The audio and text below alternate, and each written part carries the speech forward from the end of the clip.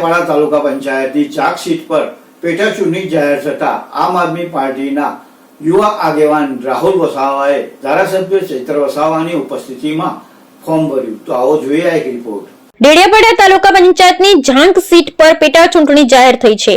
આમ આદમી પાર્ટીમાંથી યુવા આગેવાન રાહુલ વસાવાએ આજે આમ આદમી પાર્ટીના ડેડિયાપાડાના ધારાસભ્ય ચૈત્ર વસાવાની હાજરીમાં ઉમેદવારી પત્રક ભર્યું હતું. ઉમેદવારી પત્રક ભર્યા બાદ ધારાસભ્ય ચૈત્ર વસાવાએ મીડિયા સમક્ષ પોતાની પ્રતિક્રિયા આપી હતી.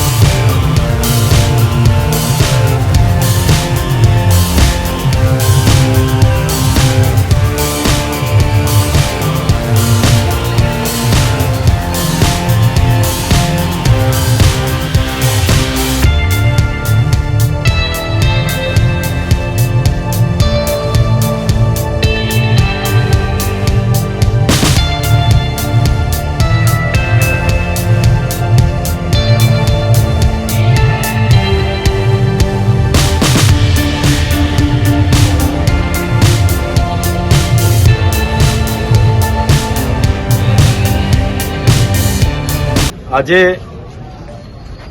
ઝાંક તાલુકા પંચાયતની જે પેટા ચૂંટણી ડેડિયાપાડા તાલુકામાં આવી છે ત્યારે આ ઝાંક બેઠક પરથી આમ આદમી પાર્ટીમાંથી યુવા આગેવાન એવા રાહુલભાઈ મથુરભાઈ વસાવાએ ઉમેદવારી ફોર્મ ભર્યું છે. એના સમર્થનમાં અમે બધા આવ્યા છે. જે રીતે ડેડિયાપાડા અને સાગબારાની જનતાએ વિધાનસભામાં લોકસભામાં અમારા ઉપર ભરોસો મૂક્યો છે, એવી જ રીતના આ તાલુકા પંચાયતની ઝાંકની પેટા ચૂંટણીમાં પણ અમારા પર ભરોસો મૂકશે એવો અમને પૂરો વિશ્વાસ છે. સાથે સાથે આવનારા તાલુકા અને જિલ્લા પંચાયતની ચૂંટણીમાં પણ આ ડેડિયાપાડા સાગબારા અને નર્મદા જિલ્લાની જનતા અમારા પર પૂરો ભરોસો મૂકશે અને ડેડિયાપાડા સાગબારા નાંદોદ તિલકવાડા ગરોડેશ્વર સહિત નર્મદા જિલ્લા પંચાયતમાં પણ આમ આદમી પાર્ટી આવનારા દિવસોમાં સત્તામાં આવશે એવો અમને પૂરેપૂરો વિશ્વાસ છે. કેમ કે જે રીતે આજે આઝાદીના 78 વર્ષ થયા અને અમે જ્યારથી સમજતા થયા છે ત્યારથી ગુજરાતમાં ભાજપની સરકાર છે. પંચાયતથી લઈને પાર્લામેન્ટ સુધી એ લોકો ચૂંટાયેલા છે. જે રીતના આજે ભ્રષ્ટાચાર એટલો બધો વધી રહ્યો છે, આદિવાસી સમાજના બાળકોને ઉચ્ચ અભ્યાસ માટે જે પોસ્ટ મેટ્રિક શિષ્યવૃત્તિ મળતી હતી એ પણ આ સરકારોએ બંધ કરી દીધી છે. આજે અમારે આ વિસ્તારોમાં અમારા બાળકો ભણવા માંગે છે પણ એમના માટે શિક્ષકોની વ્યવસ્થા નથી, શાળાઓની વ્યવસ્થા નથી.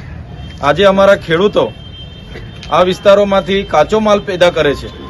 આજે તુવેર જેવા તુવેરની વાત કરી, આજે તુવેર અમે નાખવા જઈએ છીએ, બજારમાં અમને 70 રૂપિયા મળે છે અને એ જ તુવેર દાળ અમે લેવા જઈએ છીએ બીજા દિવસે અમને 180 થી 200 રૂપિયા. આટલી મોટી લૂંટ આ સરકારમાં ચાલી રહી છે. ઉદ્યોગપતિઓની આ નજર આ વિસ્તારો પર છે.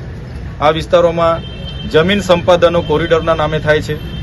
આ વિસ્તારોમાં નકલી કોલેજો JNM નર્સિંગની આવી, એમાં પણ અમારી વિદ્યાર્થીનીઓ, અમારી બહેનો સાથે અન્યાય થયો છે. ત્યારે અમે પ્રજાને અપીલ કરીએ છીએ, જ્યાં પણ પ્રજાની જરૂરત હશે, પ્રજાના ન્યાય માટે લડવાનું થશે, અમારા લોકો સાથે શોષણ થશે, ત્યાં અમે ઊભા રહીશું, લડીશું. જ્યાં પણ અમારા લોકોની શોષણ થાય છે, શિક્ષણ હોય, સ્વાસ્થ્ય હોય, રોડ રસ્તા હોય, ભૌતિક સુવિધા હોય, બધી જ જગ્યાએ આ સરકાર જે અનદેખી કરે છે, ખોટા લોકોને આદિવાસીઓના જાતિના પ્રમાણપત્ર આપીને બેઠી છે. નર્મદાના આટલા મોટા બંધનું પાણી આ વિસ્તારોમાં નથી. નલ સે જલ નામના યોજનાઓમાં કરોડોનું ભ્રષ્ટાચાર થઈ ગયું. મનરેગામાં મટીરિયલના કામોમાં કરોડોના ભ્રષ્ટાચાર થઈ ગયા. ત્યારે આ એક અમારી શરૂઆત છે. આજે હું ધારાસભ્ય તરીકે ચૂંટાયો છું અને લોકોનો અવાજ બનીને સડકથી સદન સુધી લડું છું. ત્યારે આવનારા દિવસોમાં રાહુલભાઈ પણ ચૂંટાશે તો આ જ ડેડિયાપાડાની જનતાનો અવાજ તાલુકા પંચાયતમાં બનશે અને લોકોને ન્યાય આપવાનું કામ કરશે. એટલે ડેડિયાપાડા સાગબારાની જનતાને અપીલ કરીએ છીએ, જે રીતના તમારો સહકાર અમને વિધાનસભા અને લોકસભામાં મળ્યો છે એવો સહકાર રાહુલભાઈને પણ આપજો અને આવનારા તાલુકા જિલ્લા પંચાયતની ચૂંટણીમાં પણ આપજો. એ જ વિનંતી સાથે અમે રાહુલભાઈ આજે ફોર્મ ભર્યું છે ત્યારે એમને પણ અભિનંદન અને શુભેચ્છાઓ આપીએ છીએ કે આ ચૂંટણીમાં અમે નિષ્ઠાપૂર્વક લડીશું અને સારા એવા માર્જિનથી આ ચૂંટણી અમે જીતીશું.